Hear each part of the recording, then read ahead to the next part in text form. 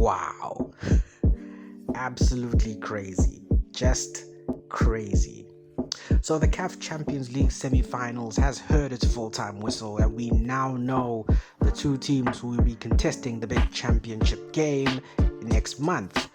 But I mean, you couldn't describe the drama we witnessed in those semi-finals. I mean, the late night heroics and antics were just out of this world. We haven't seen late night drama this crazy since the time Arsenio Hall crashed out on his own TV show in 1990.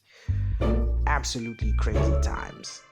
So now let's try make sense of what we witnessed on this past Friday night. Hi, I'm the Football Otaku and welcome to my channel, and on this video I will be reviewing and trying to make sense of the madness that was the second leg of the CAF Champions League semi-finals. If you guys are loving the content, of course, don't forget to like, share and subscribe, really boosts the algorithm and really tells me that you guys are liking what you're seeing. Absolutely crazy. I don't think I can say anything more other than talk about these matches. And also RIP DJ Roger, may you rest in eternal peace. Anyway, let's start with the action, starting with you always have a chance. You always have a chance. That will be the endearing memory of this tie, and that will be the endearing lesson that we fans will remember from witnessing this tie. I mean, Al Ahly didn't change their starting lineup heading into the second leg, which was pretty bizarre, while Mamelodi Sundowns also didn't make a lot of iterations, especially not iterations that truly mattered in the match itself. You could tell Al Ahly started with a lot of momentum. I mean, Sundowns did have the first opportunity of the match, Tashreeq Matthews with a shot going wide, but that was more of a sighter rather than a real shot at goal. But it would be Al Ahly who would be having a little bit more of the play. I mean, Sundowns did have more of the ball, but it would be Al Ahly who would have a lot more of the advancements, a lot more of the having the ball, and a lot more of the sort of dangerous play, similar to what we saw in the first leg, where although it was Sundowns who had a lot of the resources, it was Al Ahly who was playing more of the football. But then it would be the first sort of moment of difference, and this was an absolutely wonderful moment. I mean, it comes from a Sundowns mistake, a loose ball, and all of a sudden they're on. And a ball from Grady Shah finds Tahir Mohammed, who absolutely laces one near Ronwen Williams, beats him at his near post, and it absolutely flies into the back of the net for 1-0. With how tight this tie had been, it always was going to be a moment of quality, a moment of magic that would break the deadlock, and that was incredibly it. Fantastic goal. It's so aesthetically pleasing. I mean, I can't tell you how many times I've watched that strike this weekend. It was a great goal. It was only his second goal of the campaign, but a phenomenal effort to give the Cairo side the lead. And this was going to be a real test of Sundowns' mettle, a real test of Sundowns' credentials, because now we have seen Sundowns in a very similar situation, just as we've had over the years, where Sundowns have been behind and sort of cannot find that breakthrough. Remember, they only needed a goal to go through due to the away goals rule. But like I said last week, Sundowns eventually will have to score. They must score. Regardless of what the scoreline looks, they have to score. In the second half, though, Sundowns definitely started taking the game to Al Ahly. I mean, they kind of had to. But Marcel Koller starting with a 3 at the back, or 5 at the back. I mean, his defensive shape looked very bizarre. It also didn't really offer much an advancement. It was almost like he was trying to sort of see the tie out rather than get the second goal, and that's what I felt Al Ahly should have done. Pushing forward, try get that second goal that will sort of see the tie out. Instead, Al Ahly more or less sat back, tried to defend, frustrate Sundowns as best as they can, and make sure that Sundowns don't create anything, or at least don't have anything of significance, and essentially see the tie home. That necessarily can work against other teams, but not against a Sundowns team that know how to create and put opportunities away, and they'll eventually put one away. I mean, but we've heard that numerous occasions, and was this finally going to be the year where they'd finally put that one chance away? I mean, Sundowns did create a good opportunity. Ribeiro Costa beating a defender, but striking on his weak foot and it flying over the bar. They were having balls into the area where Al Ahly struggled to deal with them. But then would be the first sort of bone of contentment, and this would be in the 60th or 62nd minute, where Sundowns would have a long ball into the area. They would play the ball in. Ribeiro Costa comes in, and Yasser Ibrahim takes him down. I mean, in the beginning, it doesn't really look like much in the penalty area, but then the referee is alerted to the VAR and he has a look at it, and many are thinking penalty. I mean, Yasser Ibrahim doesn't get the ball. Yes, the ball is kind of getting away from Ribeiro Costa because of his first touch, but I mean, still, it doesn't change the fact that he doesn't get the ball, Yasser Ibrahim, and he totally stamps on Ribeiro, and this has to be a penalty. So the referee looks at the VAR, he looks at the monitor, and he says, no penalty. And I'll tell you one thing, here in South Africa, the match was dual casted. It was dual casted on SuperSport and on SABC, our national broadcaster. And I've watched the match on both, commentaries. I watched it mainly on SuperSport, but I did get a lot of the more important clips from the SABC. And both commentators, the shock and the surprise to not be given that penalty, I beg your pardon, is absolutely crazy. I mean, to see that and still not give it a penalty is a poor decision from the referee. And the referee had been pretty good all game long. I mean, he had called the game pretty well.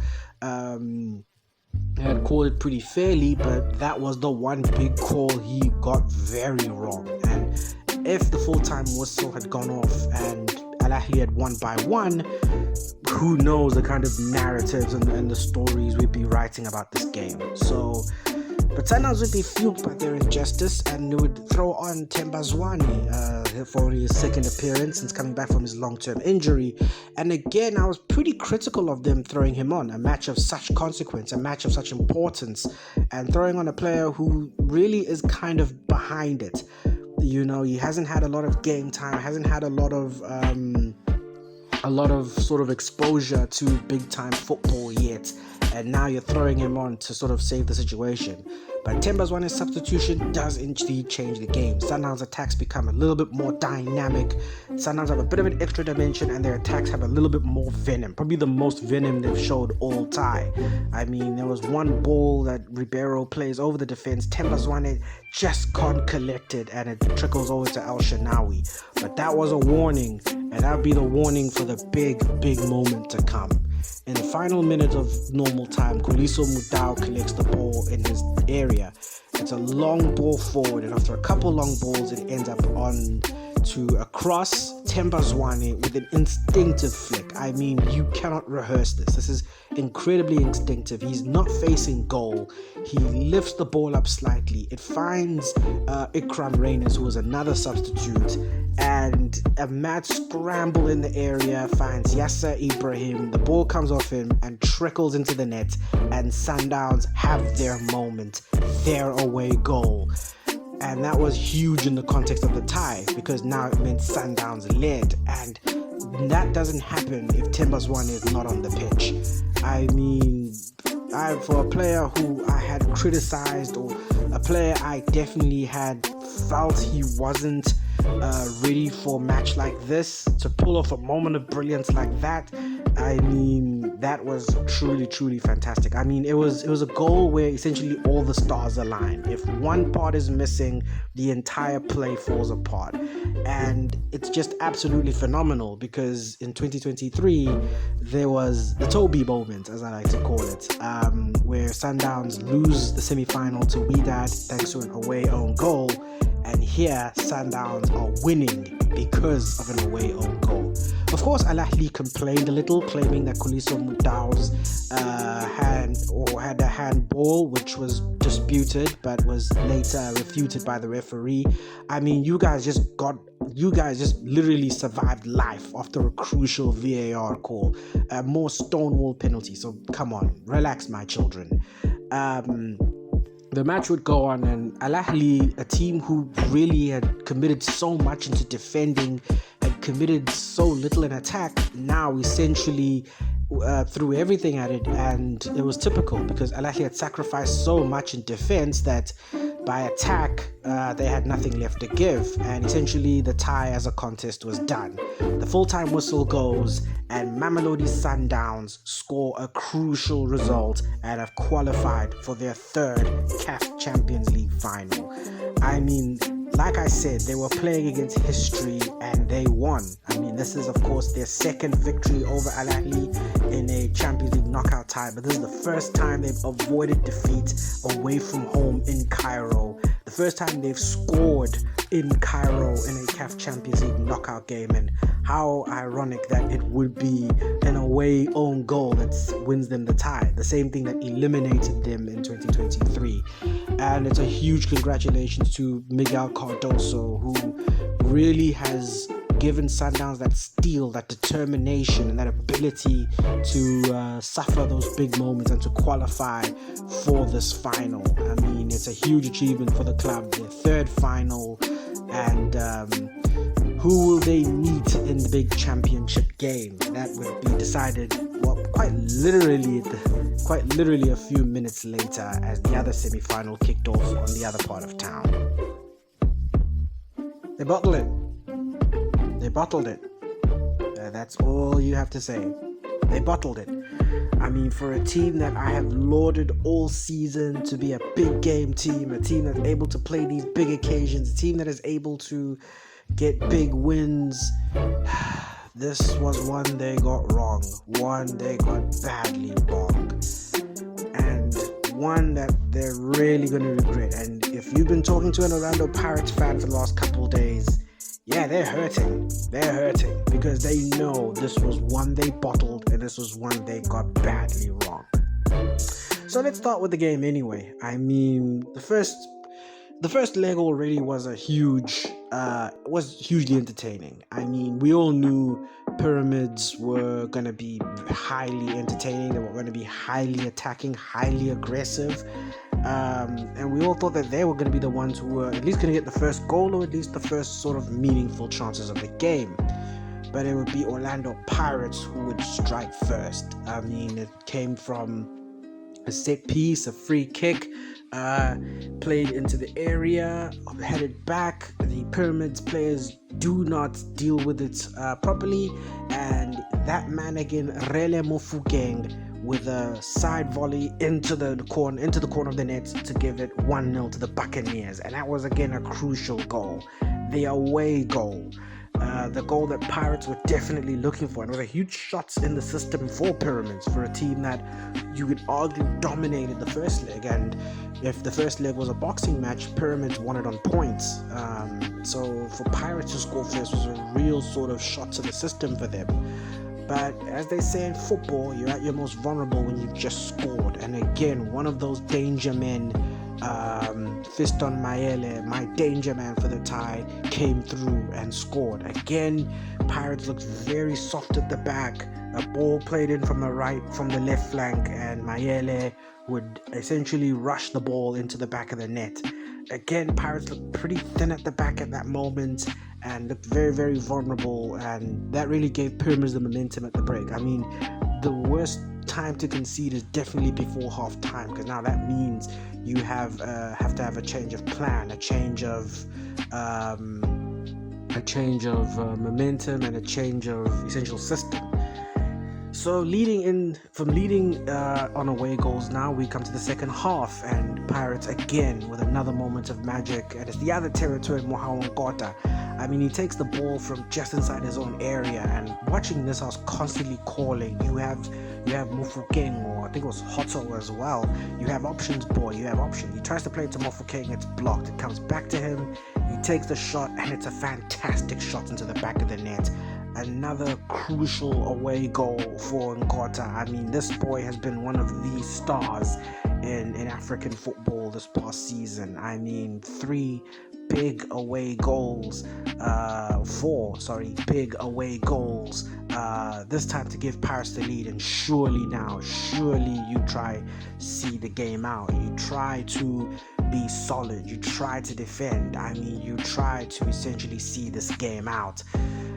Then Pyramids make a change. Ramadan Sorbi, formerly of Premier League, comes in, and the first thing he does is score, and it's poorly marked. I mean, if ever there is a book, or if ever there is a textbook on how to defend, that sequence of play should be in, or that sequence of play, or at least that still frame should be in that textbook on how not to defend the ball in the area, because Porky is absolutely lost at sea.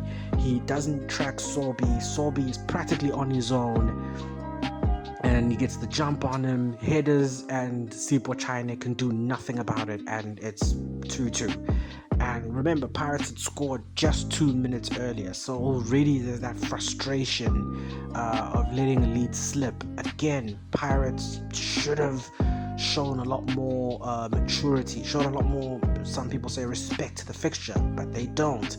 And Pyramids make the change, and you can just tell the momentum shift in the game. Of course, Pyramids are chasing the goal, but Pirates are defending deeper and deeper and deeper, and are losing a lot more of their momentum, and are losing a lot more of their space, and Pyramids are just getting closer and closer and closer. And in the 80th minute, Pirates make a few tactical changes that backfire against them, and they give away a corner. The corner is floated into the area. Sadiq with the header. Again, the marking with balls into the area, which seemed to be Pirates' weakness all game long. The marking is pretty suspect. Sadiq with the header. It's saved by China, but Mayele beats his man and fires it into the area and fires it into the net for 3-2. And for the first time in the tie, Pyramids lead. Again, huge. I mean, Mayele is a poacher. I mean, this guy is scoring huge goals for his club, both domestically and on the continent, and that was another huge moment. And to have someone like that sort of unmarked or unchecked, knowing that he is the danger man, was a bad mistake. Like I said in the first leg, if Pirates make those mistakes, if Pirates do not watch Mayele, if Pirates do not mark properly, if Pirates make those mistakes, they're gonna get punished, and punished badly, and that was their punishment. So now Pirates are left chasing the game, and Dion Hotso has an opportunity. Some say he should have taken it first time in order to score. He should have taken it first time, but at the same time, you don't blame him for taking that second touch to sort of set himself up, but that first touch just doesn't, or that setup touch just doesn't sit for him, and the chance goes, and the full-time whistle goes off, and Pyramids come back to win 3-2 on the night and on aggregate, and win and go through to the CAF Champions League final. It is, for Pirates, a painful exit. I mean, for a team that not many people expected to get this far, from a team that has wowed the continent with their young talent, with a team that always seemed to perform over the odds, for them to go out like this, for a team that had garnered a reputation, like I said earlier, of being able to play these big games, these cup finals and huge cup games, play them down to a science, to a T, be able to almost always come out the other side victorious. This was the one that got wrong. This was the one that got away, and this was the one that hurts. I mean, this one truly hurts. I mean, there are times where you can lose a big game and it's still pretty painful at the end, but you sort of still make peace with it. But then there are times where you lose and it really hurts, and this is this is the one for Pirates. This is the one where it really hurts. This is the one where they got away. And how much of a shame it is in the Jose Rivero farewell tour that this was the result that got away. This was the big game they got wrong. And for Pirates, there's going to be a lot of regrets. There's going to be a lot of what if, a lot of if only we did this, if only we did that. And hopefully they'll come back next year, or probably even a few years' time, a whole lot stronger. I mean, they've done it before. For Pyramids, on the other hand, it is a landmark moment for it. It's a very young club. I mean, of course, there's gonna have their critics, they're gonna have their detractors, but you can't take this moment away from this team. 2018 was when they were founded. They are definitely gonna be holding this record for a very long time. The youngest club to make the Champions League final or any continental final. And they're a team that is very ambitious, a team that has had a lot of money pumped into them, a lot of ambition, and now they are 2 games away from achieving absolute glory. And for a club in such a short span of time to achieve that is absolutely phenomenal. And just as the commentator said, they are Cairo's 3rd team, but tonight they are Cairo's 1st team. And in a team that has had to fight so much, a team that has had to essentially have so much going against it, even just the city they're based in the big 2 with Al Ahly and Zamalek.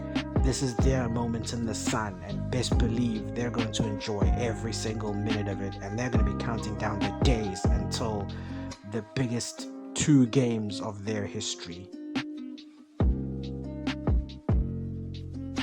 And so the CAF Champions League final has been confirmed. It will be Mamelodi Sundowns in their 3rd final, looking for their 2nd title up against first-time finalists from Egypt, Pyramids FC. It is yet another South Africa versus Egypt final. The first leg takes place in Pretoria on May 24, while the second leg will be at the 30th of June Stadium in Suez, Cairo, on the 1st of June, and there will we decide who are this year's African champions for 2025.